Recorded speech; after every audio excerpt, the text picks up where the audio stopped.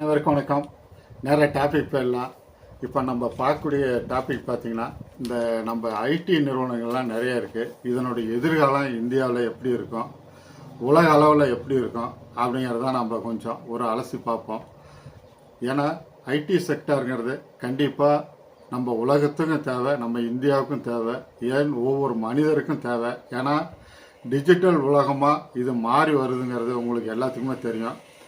அதனால் நம்ம எதற்கும் நம்ம கவலைப்பட தேவையில்லை. இதில் பார்த்தீங்கன்னா சும்மா ஒரு 9 கம்பெனி எடுத்துட்டோமா, Infosys, TCS, LNT technology, Tata Elxsi, இதெல்லாம் பார்த்தீங்கன்னா ஒரு சுமாரான ரிசல்ட்டை கொடுத்துருக்கு. அதே சமயத்தில் Wipro, LNT Mindtree, Tata technology and tech Mahindra, HCL, இந்த 5 கம்பெனியும் அருமையான ரிசல்ட்டு கொடுத்துருக்கு. இதனுடைய நிர்வாகம்லாம் பார்த்தீங்கன்னா ஐடி நிறுவனங்களுடைய நல்ல ஃபண்டமெண்டலாக இருக்கிற நிறுவனங்களை நான் சொல்கிறேன். அதனுடைய நிர்வாக திறமை வளர்ந்து கொண்டே இருக்கிறது. அதே சமயத்தில் அதனுடைய ஓனரும் அதனுடைய வேகத்தை துரிதப்படுத்தி total revenue and net profit, EPS இதெல்லாம் வளர்த்து கொண்டு இருக்கிறார்கள். அதே மாதிரி நமக்கு டிவிடெண்ட்டு நிறையா தராங்க. இப்போ இருக்கிற டிவிடெண்ட்டோட இன்னும் எதிர்காலத்தில் அதிகமான டிவிடெண்ட்டு வரக்கூடிய வாய்ப்புகள் நிறையா இருக்குது.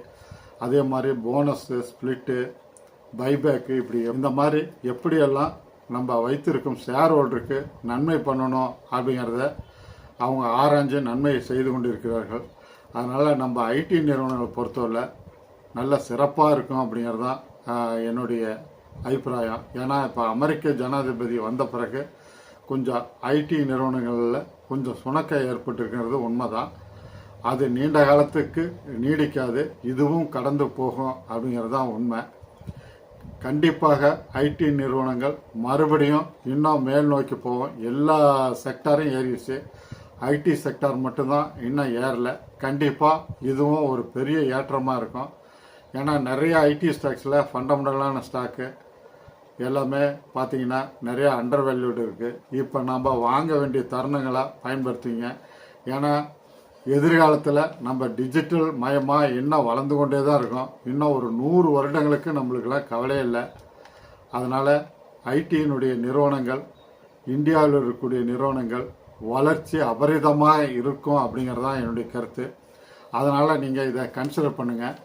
இப்போ பஜாஜ் ஹவுசிங் ஃபைனான்ஸ் லிமிடெட்னுடைய Q4 ரிசல்ட்டை பார்ப்போம். இதனுடைய டோட்டல் ரெவன்யூ பார்த்தீங்கன்னா இயர் ஆன் இயர் மார்ச் 2024 1996 கோடி, மார்ச் 2025 2508 கோடி ஏறி உள்ளது. ஓகே. அதுக்கடுத்தது quarter on quarter total revenue December 2024 2449 கோடி, மார்ச் 2025 2508 கோடி ஏறி உள்ளது. ஓகே.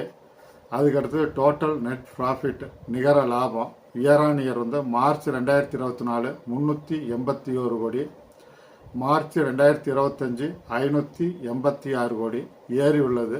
ஓகே. அதுக்கடுத்து குவார்டர் ஆன் குவார்ட்டர் டிசம்பர் 2024 548 கோடி, மார்ச் 2025 586 கோடி ஏறி உள்ளது. ஓகே. அதுக்கடுத்து இபிஎஸை பார்த்துருவோம். EPS year on year March 2024 0.57, March 2025 0.70 ஏறி உள்ளது. Okay. Quarter on quarter EPS December 2024 0.66, March 2025 0.70 ஏறி உள்ளது. ஓகே. இது டிவிடெண்ட் எதுவும் அறிவிக்கப்படவில்லை. இது ஒரு அருமையான ரிசல்ட்னே சொல்லலாம். எதிர்காலத்தில் இது இன்னும் இம்ப்ரூவ்மெண்ட் ஆகும். ஏன்னா ஃபைனான்ஸ் செக்டார் எல்லாமே நம்ம வளர்ந்து வந்துட்டு தான் இருக்குது. உதாரணமாக பஜாஜ் ஃபைனான்ஸு, பஜாஜ் ஃபின்சர்வீஸு, இப்படி நிறையா ஃபைனான்ஸ் கம்பெனிங்க எப்படியும் எதிர்காலத்தில் வளர்ந்து வந்துடும். ஸ்ரீராம் ஃபைனான்ஸே எடுத்துக்கலாம். அது இப்போ நிஃப்டியே வந்துருச்சு. நிஃப்டி 50லேயே இடம்பெறக்கூடிய அளவுக்கு அது வளர்ந்து வந்திருக்குது அப்படிங்கிறது உங்களுக்கு தெரியும். அது இல்லாமல் 2வது ப்ளஸ் பாயிண்ட்டு, இதனுடைய ஓனர் நம்பகத்தன்மை உள்ள ஓனராக இருக்கார் அப்படிங்கிறத நீங்கள் புரிஞ்சுங்க. அதனால் நீங்கள் கன்சிடர் பண்ணுங்கள். அதுக்கடுத்தது டாடா டெக்னாலஜினுடைய Q4 ரிசல்ட்டை பார்ப்போம். இதனுடைய டோட்டல் ரெவன்யூ பார்த்தீங்கன்னா இயர் ஆன் இயர் மார்ச் 2024 1301 கோடி, மார்ச் 2025 1285 கோடி. சிறிது இறங்கியுள்ளது, ஒன்றும் பயப்பட தேவையில்லை. குவார்டர் அண்ட் குவார்ட்டர் டிசம்பர் 2024 1317 கோடி. மார்ச் 2025 1285 கோடி. சிறிது இறங்கியுள்ளது, அதனால் பரவாயில்ல. அதுக்கு அடுத்தது டோட்டல் நெட் ப்ராஃபிட் நிகர லாபம் வந்து இயர் ஆன் இயர் வந்து மார்ச் 2024 157 கோடி. மார்ச் 2025 185 கோடி ஏறி உள்ளது. குவார்டர் ஆன் குவார்ட்டர் டிசம்பர் 2024 168 கோடி. மார்ச் 2025 185 கோடி ஏறி உள்ளது. ஓகே, இதில் நீங்கள் ஒன்று நல்லா புரிஞ்சுக்கணும். டோட்டல் ரெவன்யூ பார்த்தீங்கன்னா சிறிது இறங்கி உள்ளது year on year, quarter on quarter. ஆனால் இதில் நெட் ப்ராஃபிட் பார்த்தீங்கன்னா year on year, quarter on quarter ஏறி இருக்குது. நிகர லாபம் தான் நம்மளுக்கு மிக முக்கியமாக ஏறணுங்கிறத நீங்கள் புரிஞ்சுங்க. அதனால் இது நல்ல ஒரு வளர்ந்து வரக்கூடிய கம்பெனியாக இருக்குங்கிறதையும் புரிஞ்சுங்க. அதுக்கடுத்து இபிஎஸ் வந்து பார்த்தீங்கன்னா இயர் ஆன் இயர் வந்து மார்ச் 2024 3.88, மார்ச் 2025 4.66 ஏறி உள்ளது. Okay. Quarter on quarter December 2024 4.16, March 2025 4.66 ஏறி உள்ளது. ஓகே. இதில் பார்த்தீங்கன்னா இபிஎஸ் வந்து quarter on quarter year on year வளர்ந்துருக்கு. அதனால் இப்போ இது நல்லா வளர்ந்து வரக்கூடிய ஷேருங்கிறத நம்ம கண்டுபிடிச்சிக்கலாம். இது வந்து குட் ரிசல்ட்னே சொல்லலாம். டாடா டெக்னாலஜியை பொறுத்தவரை ஃபைனல் டிவிடெண்ட் வந்து 8 ரூபா 35 காசு ப்ளஸ் ஸ்பெஷல் டிவிடெண்ட்டு 3 ரூபா 35 காசு, ரெண்டு சேர்த்திங்கன்னா 11 ரூபா 70 பைசா கொடுத்துருக்காங்க. இப்போ இது இன்னும் டிவிடெண்ட் ரெக்கார்ட் டேட் இன்னும் அறிவிக்கலை. ஏறக்குறைய இது இப்பயே 1.5% நம்மளுக்கு டிவிடெண்ட் கிடைக்குது.